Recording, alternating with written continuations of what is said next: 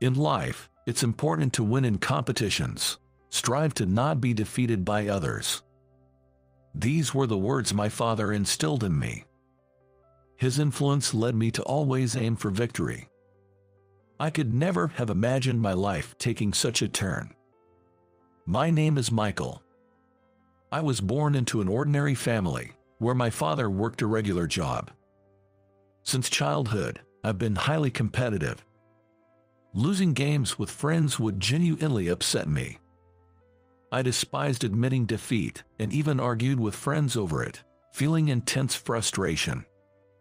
Admitted gracefully. My mother would scold me, but my father was more understanding, saying, "Competitive people grow in life." In life, it's important to win in competitions. Strive to not be defeated by others. He recognized my nature, considering it far better than being weak. Dad himself was quite competitive. He seemed more upset than I was when I scored lower than my friends on tests. "Dad, you're competitive too, aren't you? Is it in our genes?" I once casually asked my mother while in elementary school. I meant it lightly, but her expression turned serious. "I should tell you, your father wasn't always like this when we first got married." Really? I was surprised by this unexpected revelation. He was a high school graduate, which delayed his promotions compared to his university-educated peers.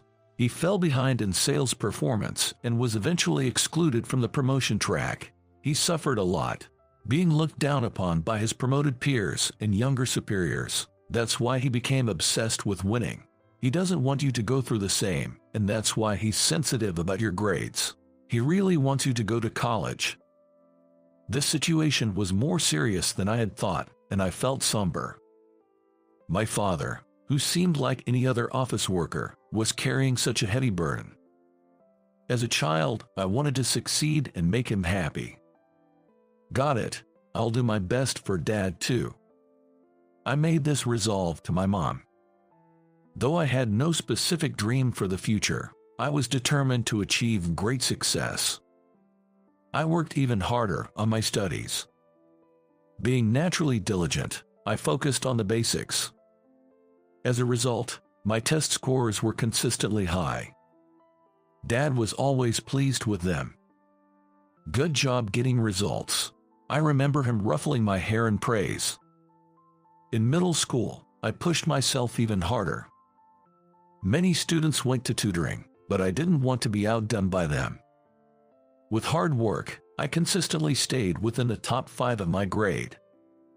In high school, my efforts paid off, and I was accepted into a prestigious national university. On the day of the university acceptance announcement, seeing Dad's joy when I told him of my success was incredible. "Michael, congratulations. My son is going to that university."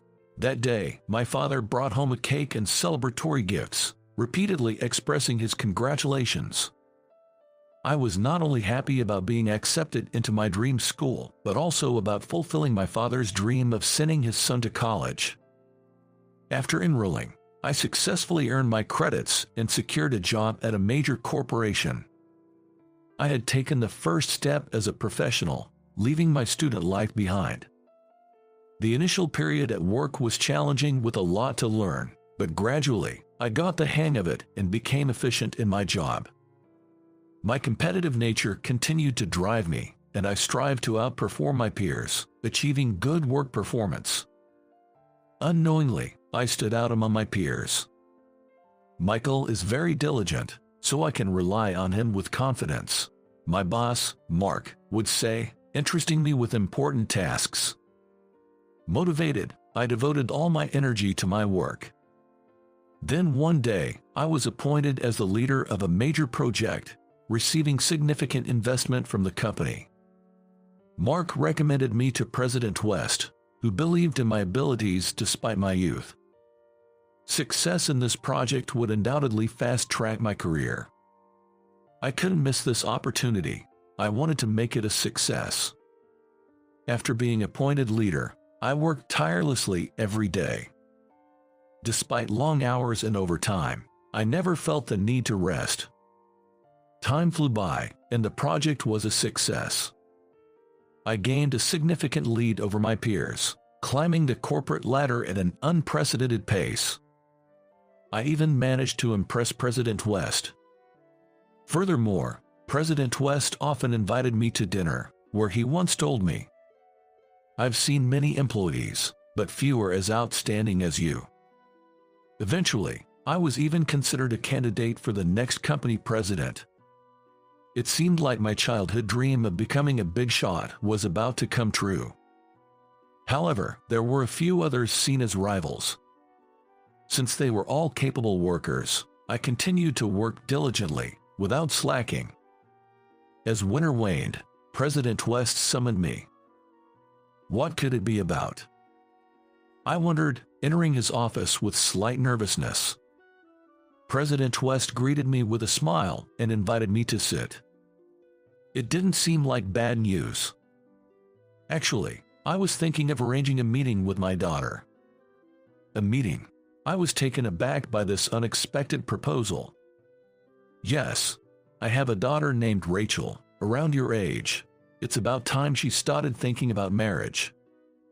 President West showed me Rachel's photo. She was strikingly beautiful, with bright eyes. Marrying her meant joining President West's family. This was a step closer to the presidency. Maybe I should consider this meeting, especially if it could lead to becoming president. I couldn't deny that my ambition influenced my decision. Of course, I intended to decide about marriage based on Rachel's personality. Although we worked at the same company, we had never spoken. I had doubts about whether we would be a good match. But those concerns vanished when we met. Rachel was down to earth and easy to talk to. Our conversation flowed naturally, and by the end of our meeting, we were quite comfortable with each other. Rachel seemed to have a good impression of me too. Things progressed smoothly from there. And so, we happily married. My newlywed life with Rachel was blissful. Rachel, aiming to support my focus on work, scaled back her own career to manage our home. On weekends, we enjoyed shopping or fun outings together. We spent our time laughing and cherishing each other. My career was flourishing exceptionally well too. Advancing rapidly through the ranks, I played a key role in pivotal company decisions. The work was challenging yet rewarding. Being viewed as a likely next president, I became the envy of my colleagues. My parents were elated with my swift progress. "It's great that you didn't have to endure what I did. And to think he'll become a president." Dad even got a bit emotional. I felt content, believing I had done something worthwhile for my parents. Life seemed to be sailing smoothly. 2 years into our marriage, Rachel greeted me with an apologetic look upon my return from work one day. "Actually, I've planned a trip with Emily this weekend, so I have to cancel our shopping plans. I'm sorry." Emily was Rachel's close friend since their college days.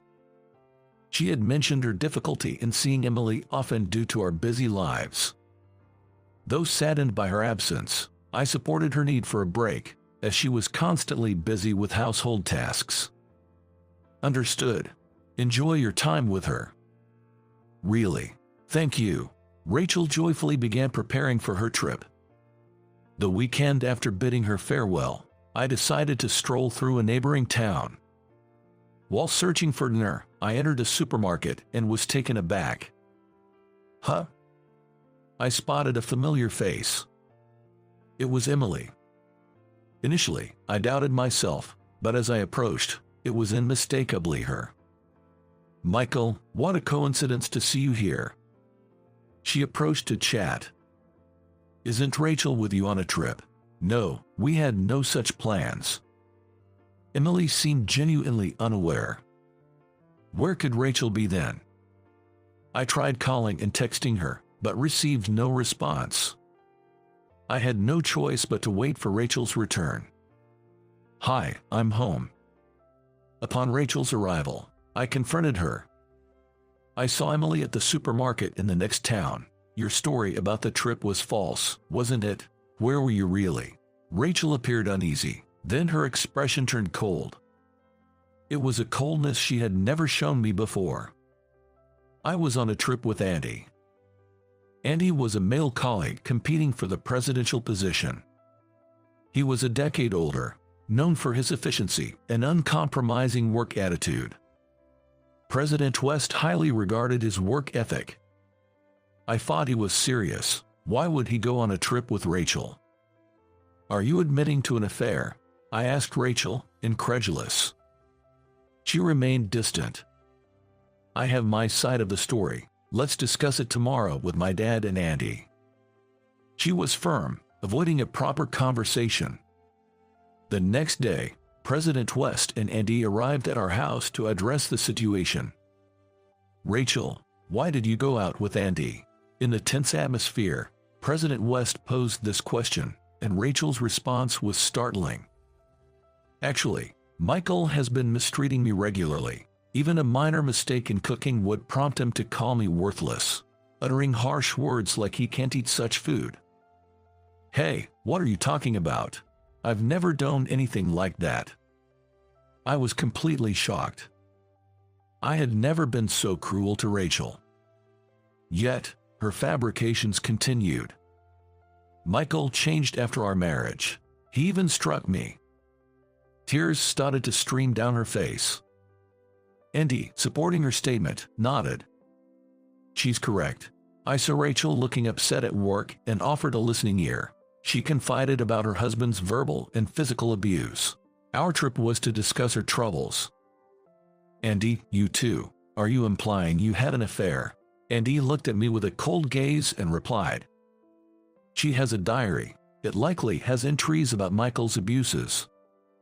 It's all made up. President West, please believe me. I pleaded earnestly, with gestures and expressions.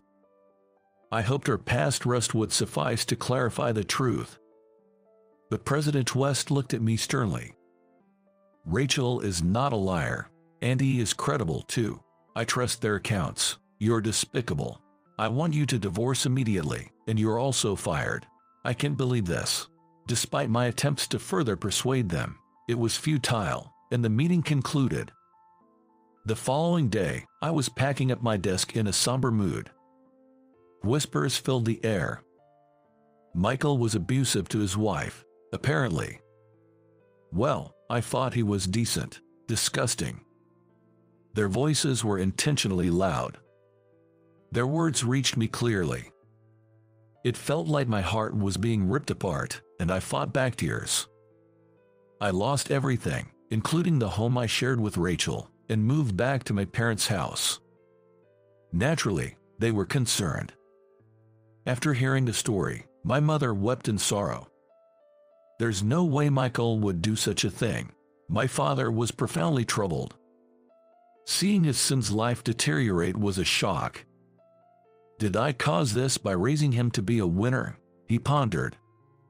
I quickly refuted this. This catastrophe was not my father's fault. It's not your fault, Dad. We've had many happy times. Life isn't over. We'll be all right.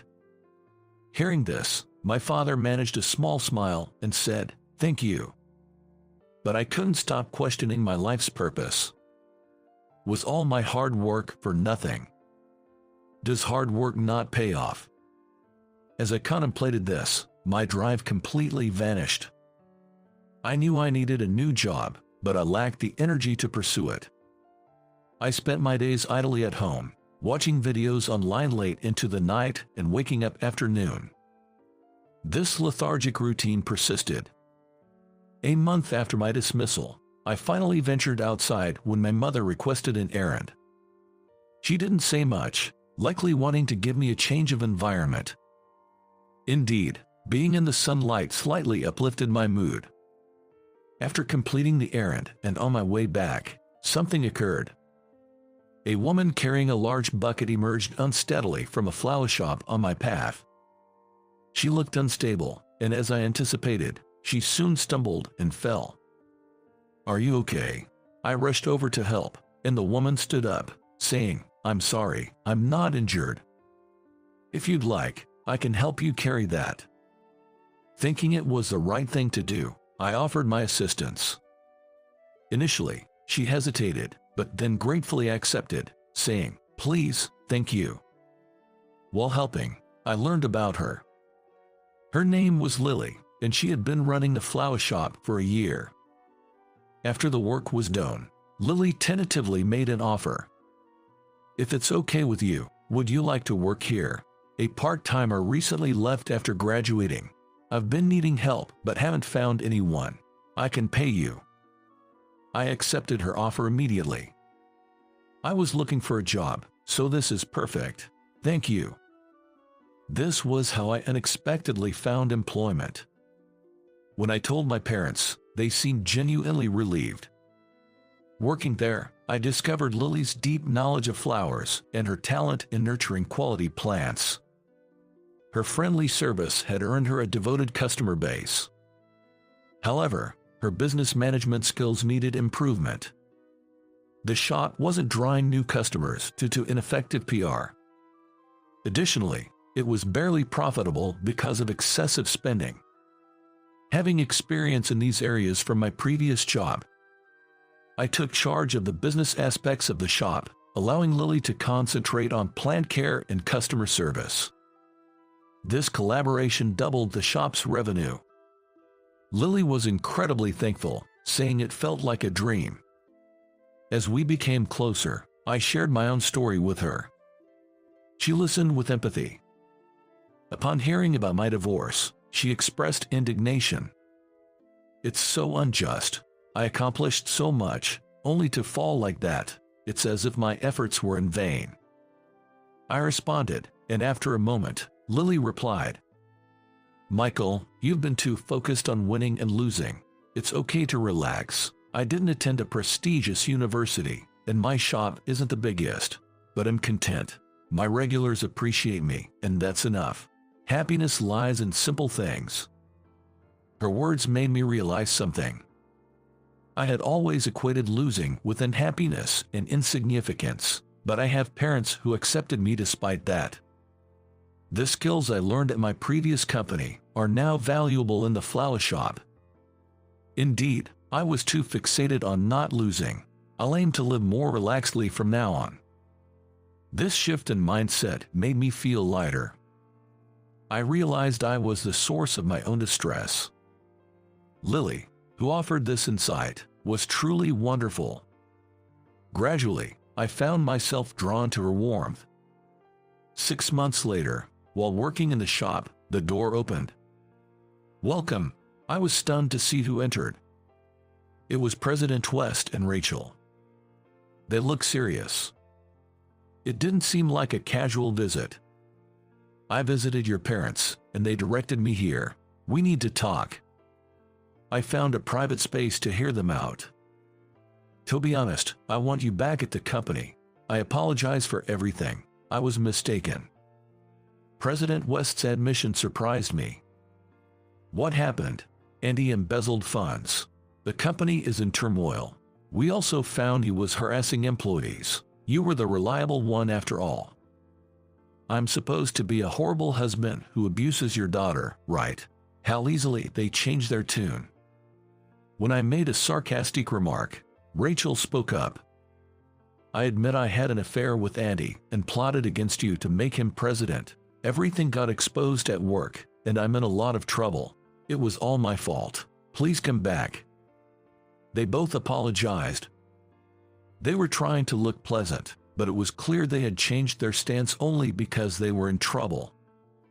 Besides, I had Lily now. I couldn't just leave her and go back. "I won't return to the company. I'm quite happy as it is." They hurriedly tried to persuade me, mentioning a generous salary and a certain presidency position.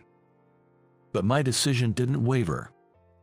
Realizing this, President West and Rachel left, hurling insults as they went. They never truly intended to apologize. I was utterly disgusted and glad I refused. After they left, Lily approached me, looking concerned. I overheard the conversation. Are you sure you're okay with this? Yes, I'm fine. I love this shop and want to keep working here. I answered with a smile, and Lily beamed. Then I'm glad. I want to keep running the shop with you, Michael. Later, I told my parents everything, and they agreed with my decision. In hindsight, I wanted Michael to be happy more than being a winner. If he's happy working, any job is fine. My dad nodded with a smile. Thus, Lily and I continued running the flower shop together, hand in hand. The business thrived, attracting more customers, and the shop became livelier. A year after meeting Lily, I confessed my feelings and we started dating. Recently, I proposed and we got married. Ours is a home filled with genuine love, free from ulterior motives. Thanks to her, I realized the happiness I had overlooked, making life enjoyable. Moving forward, I want to cherish the small joys of everyday life and value my family. Is it really okay for me to quit? I asked my boss in front of me, seeking confirmation. Rather, I want you to quit as soon as possible, especially now when the severance pay we owe you is minimal. My younger female boss responded, adding insult to injury. Her words led me to head home. After this, the company is going to face serious trouble. Little did my female boss know what was coming. My name is Thomas Richardson, 55 years old. After my divorce, I joined this company as a mid-career hire and have been working here for 30 years. I'm approaching retirement, with less than 5 years left, but I'm still considered a sidelined employee. I haven't seen my child in over 30 years. My ex-wife didn't want us to meet. There was a dispute at the time, but now I've come to terms with it. As a parent, I only wanted to fulfill my duty of paying child support, which ended when my child became an adult. I don't have any plans to spend money on anything special now. I've never had a desire for promotion, so I'm grateful for my current work environment where I can take things easy. My hobbies are fishing and golf. I often go alone on my days off, but I've made friends and had various conversations with people I meet there. One of these friends owns a boat and sometimes takes me out to sea, and another, a farmer, shares homegrown vegetables with me. I don't have a family, but I don't feel lonely, thanks to these expanding social connections. I really enjoy living my days at my own pace. One day, I arrived at the office to find everyone in a frenzy. What's going on? I asked Mark, a junior colleague sitting next to me. It turns out, there's a sudden inspection from the headquarters. That's where everyone's suddenly cleaning up. They should just show it as it is. I said with a laugh and sat down to start my work. We've had such inspections before, but they never really posed a problem. The employees hurrying to tidy up were the ones who didn't keep their desks organized regularly. If they had just done the bare minimum of tidying every day, they wouldn't be panicking like this now. I've only understood the importance of daily tidying at my age, so I can't say much. A few hours later, the inspectors from the headquarters arrived. The person in charge of our department was a young woman. However, it seems she holds the position of a manager. Watching her greet us, I assumed she must be quite capable. Hello, I'm Jessica from the headquarters. Today, I'm here to observe your work. Please continue with your usual tasks. We nodded in response to her greeting and began our usual work. She's beautiful. Some of the younger male employees seemed a bit excited by her presence, which made me chuckle at their youthfulness. What does this mean? Jessica was asking questions and smiling as she inspected each employee's work. Then, she came to me. What is that part-timer doing right now? Her question was directed at me. I'm a full-time employee, I said with a forced smile. Oh, I'm sorry. Are you a supervisor? Jessica apologized. No, No, I'm just a regular employee without a title. Well, about my current work, I was about to explain when her tone changed abruptly. What? Jessica's voice took on a sharp edge. I looked up at her voice. A regular employee, at your age. Her words were cutting. She seemed angry, and I felt intimidated. Yes, I've never been much interested in climbing the corporate ladder. I stumbled over my words, and she burst out laughing. Isn't it simply because you can't do the job? Incompetent and old. You're fired as of today. Don't bother coming in tomorrow, she said harshly. Not just me, but the surrounding employees were stunned by her words. We can afford to pay incompetent people. This is necessary for the company's cost cutting. There are plenty of others who can replace you.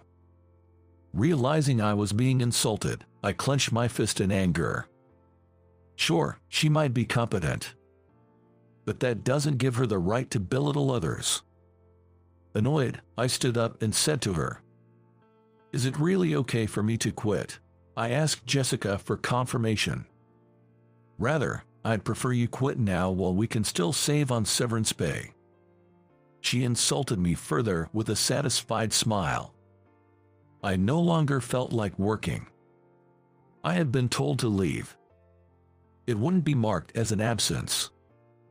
I picked up my bag and left the company. As I left the department, everyone tried to stop me, but nobody dared speak in front of Jessica. My direct boss, Samuel, had more authority than Jessica, but there's a tradition in our company of not opposing headquarters staff. Samuel said nothing, and I walked home alone. The next day was Saturday, and the company was already closed. Wondering what to do for Monday, I decided not to waste the holiday worrying and went fishing instead. I'd think things through while doing something I enjoy. Fishing is the perfect hobby for that. I went fishing early in the morning. It was my usual, favorite fishing spot. Despite my mood, the sea was calm, promising a good night with good fish. With that thought, I cast my line. "Hey, I thought you might be here," someone called out to me. "Max." It was my fishing buddy, Max Stewart. We met here. He's 10 years older than me, but a dear friend who looks after me and listens to my stories. "Any luck today?" "This is good, so I hoped for a big catch, but it's not going as expected," I said, opening my box. "Only one fish so far." Max laughed at that. "Well, no rush," he said, setting up his gear a little away from me. Clouds drifted slowly by. Even though the fishing scenery was the same as always, my mood was notably heavier, probably due to what happened yesterday. "What's wrong? You look down today," Max said. I laughed at his words. "Max, I have something I need to apologize to you for." "What do you mean?" Then, I began to speak slowly. "Actually, there was an inspection from the headquarters last Friday. I met a manager there for the first time, and it seems she took a dislike to me," I said, laughing to hide my embarrassment. "I was told not to come back. I got angry and left. I might end up getting fired. I've shared so much with you, and you've encouraged me. I'm sorry." "No need to apologize to me," Max said, then silently stared at his float in the sea, occasionally sighing deeply as if pondering something. "I'd rather live a relaxed life than get busy with promotions, but it seems that hard-working youngsters don't like that. Relationships are harder than work, aren't they?" I said earnestly, and Max replied, "Well, I can understand the supervisor's feelings, but it's wrong to unjustly fire someone. A supervisor should understand their subordinates' feelings and situations. That's what she lacks. People who climb the ladder just based on their brains or performance often misunderstand things." I admired Max's wisdom. He got angry for me and cared about my situation. Talking to him made me feel much better. Just talking to someone can make such a difference. I thanked Max and shifted my mood. After that, I caught more fish than ever. Perhaps the fish didn't want to come near me with my dark aura. While thinking this, I returned home with a heavy cooler box. 2 days later, on Monday, despite it being a work day, I stayed at home. I had been pushed out in such a manner, I was unsure whether to go back.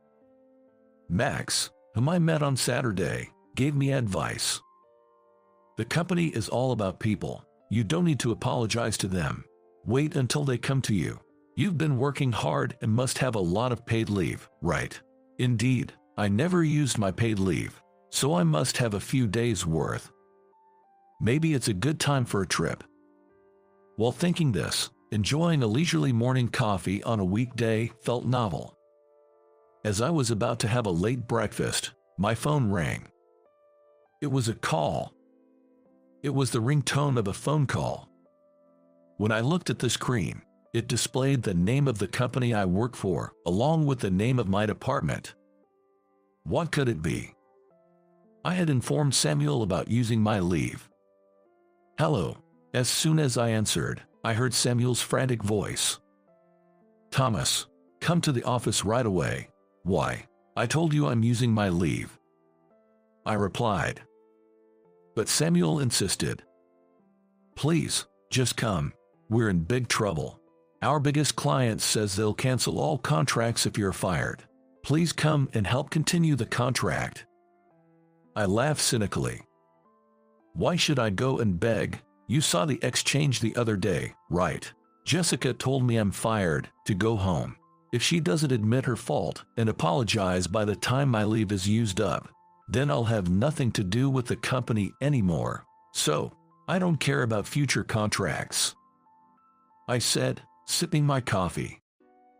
Don't say that. I know how hard you've worked. That should be enough. It's nice of you to say so, but whether Jessica is a headquarters supervisor and I'm a low-level employee, it doesn't give her the right to be rude. You understand that, right, Samuel? Please, consider the future in the company. I said and hung up the phone. I had somewhat anticipated this development. But for Jessica, it must have been like a bolt from the blue. I might have caused trouble for everyone at the branch. However, Max's words, "Don't apologize to the company," stuck with me. And then, in the evening of that day, I received a call from the headquarters on my cell phone. It was probably her. Expecting to be insulted again, I cleared my throat and answered the call. Hello, this is Jessica from the headquarters. Is this Thomas's phone? Yes, it is. What do you want? I replied coldly, and she spoke with a lowered voice. I'm truly sorry for the disrespectful things I said the other day. I would like to apologize personally, which is why I'm calling you. Her voice lacked the confidence and assertiveness from before. Perhaps her behavior during the inspection had been reported to the headquarters and she had been reprimanded by her superiors. Understood. I thought it wouldn't hurt to at least hear her out. She suggested meeting at a restaurant our company frequently uses for clients and wanted to meet that evening. I was on leave and agreed to meet her that night. I arrived at the restaurant first. I never thought we'd be having a meal together, but probably. She was instructed to apologize to me to salvage the major contract. I could sense the desperation of the company. I'm sorry for being late, Jessica said as she entered the room. We sat down across from each other.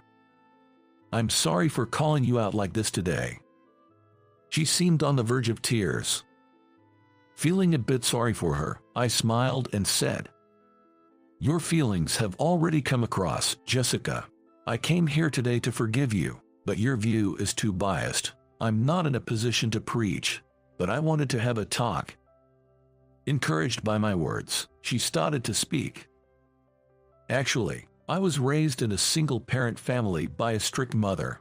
She believed that since we were already at a disadvantage, I had to beat others, regardless of gender, in academics and attitude. She insisted that I should study hard, join a reputable company, and climb the corporate ladder. I also believed that approach was necessary to survive in society. She spoke without touching her food. I replied, "That's true. It's not wrong and is actually a wonderful approach." "Thank you," she said, and I smiled at her. Jessica, slightly reassured, continued, "So, I thought, I'm working this hard, and maybe unknowingly pushed that onto others. And I got targeted because, even at my age, I haven't climbed the ranks." I laughed, understanding her point, and she shrank a bit with guilt. I had no intention of blaming her anymore. She must have been trying her best in her own way. Then, seeing her still hesitant, I encouraged her to eat. She was probably hungry after a long day. We both picked up our chopsticks together. I mused that it had been a while since I had a meal with someone. But while I was feeling relaxed, she still seemed a bit down. "Well, a company doesn't run just on its superiors. You're still young. It's good that you realize this now." I smiled, trying to encourage her. Finally, Jessica seemed to truly relax. "Thank you," she said to me and then started eating. Her mother must have been desperate to raise her well. She seemed like a well-disciplined lady. After that, we engaged in casual conversation. I, who had not attended university, listened to her stories about her college days and about the situation at the headquarters. The ice was broken, and we enjoyed our meal together. During our conversation, she asked me a question. "By the way, why did Mr. Stewart, the president of our main contractor, say he would cancel the contract if you weren't there?" I laughed. "Max and I are fishing buddies. We met by chance and became good friends. I talked earnestly about work, and that's why they contracted with us. Of course, it's not just because we're friends." He was convinced by my proposal.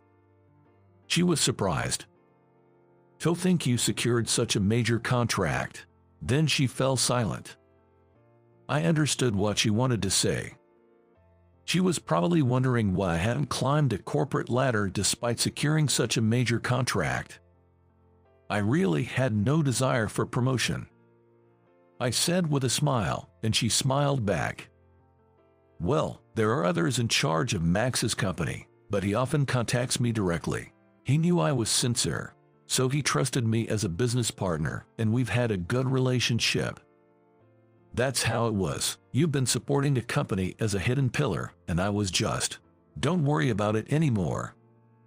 She wasn't a bad person.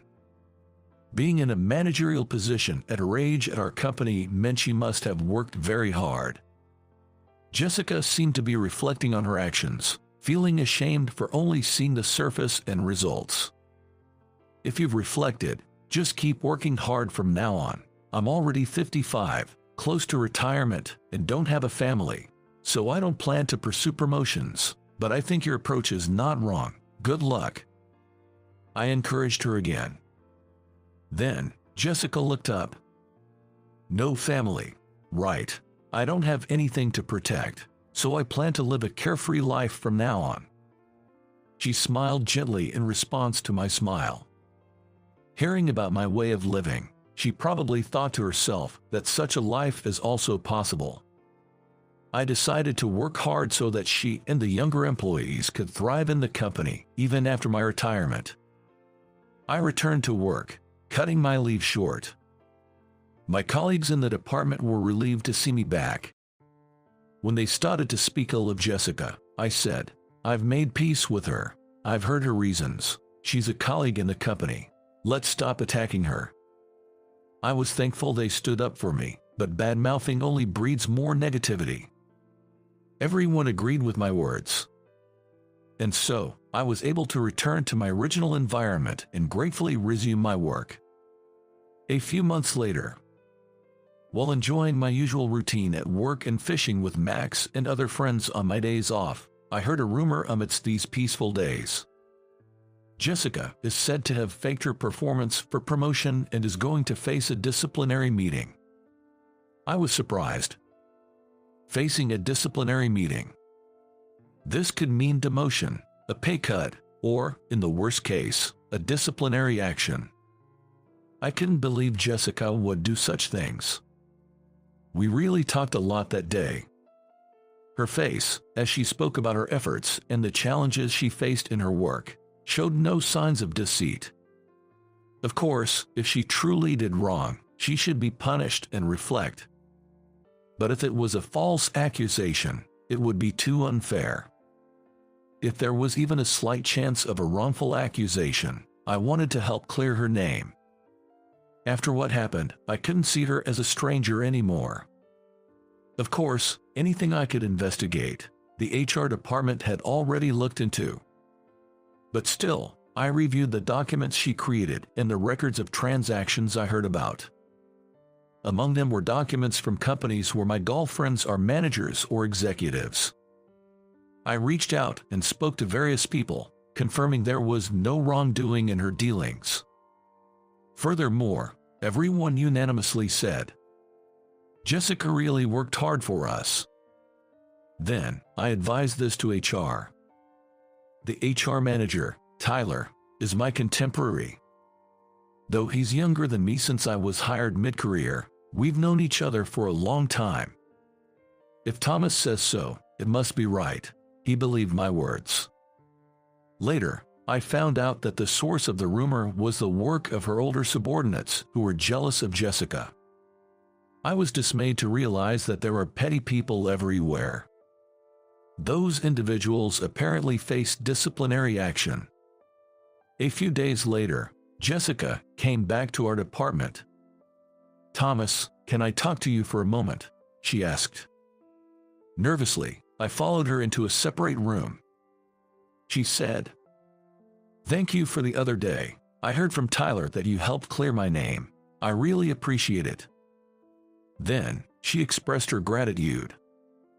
I responded, "It's nothing. I couldn't believe that you would do such a thing. It was just a little talk since Tyler happened to be my contemporary." I said this with a laugh, even though my heart was racing. But I had something I needed to say. "Can I tell you something?" I asked Jessica. She tilted her head curiously. "Actually, I went through various documents you prepared. That's when I first learned your family name." I looked down. In fact, I was too nervous to look up. My family name. It's Harford," Jessica said. I gathered my courage and spoke what I needed to say. "Actually, my ex-wife's maiden name was Harford, and our daughter, who we've been separated from since she was 2, is named Jessica." "What?" she exclaimed, her eyes widening in shock. I finally looked up, scratching my head. I thought it must be a coincidence, but just in case. She filled her eyes with tears and stared at me intently. I waited for her words. "Thomas Richardson is my father's name. I learned it when I saw my mom's diary," and at her words, I was astounded. "It's me," I murmured naturally, almost without thinking.